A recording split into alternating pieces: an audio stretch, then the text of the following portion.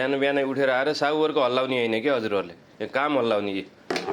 15 litre gravy बनाउनु पर्यो, त्यसपछि गएर यो 25 लिटरको ग्रेभी बनाउनु पर्यो। अनि यता आएर फेरि यो चप मसला बनाउनु पर्यो। चप मसलामा चाहिँ प्याज राख्ने, जिन्जर गार्लिक पेस्ट राख्ने, त्यसपछि टमेटो राख्ने। अनि यसलाई चाहिँ 4 घन्टासम्म पकाउने। यसरी च्याप्प तेल माथि आउनु पर्यो, रोगन देखिनु पर्यो के। रोगन देखिने गरी हजुरहरूले यसरी बनाउनु भयो भने तपाईँलाई साउवरले हल्लाउनुहुन्न। तपाईँहरूले साउवरलाई हल्लाइदिएपछि त त्यसपछि त साउवरले त तपाईँहरूलाई एकदम माया गर्नुहुन्छ नि त, जहाँ पनि काम दिन्छ। यतिको चाहिँ काम सिकेर आउनु होला नेपालबाट आउँदाखेरि। यतिको सिकेर आउनु भएन भने फेरि साउवरले तपाईँहरूलाई सब हल्लाइदिनुहुन्छ नि फेरि।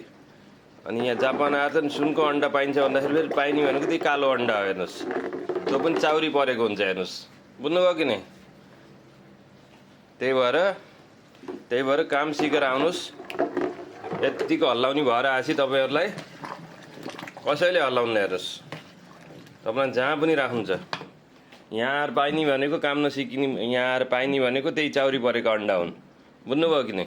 सुनको अन्डा पाइन्न। हस् त, धन्यवाद। फेरि अर्को भिडियोमा भेटौँला।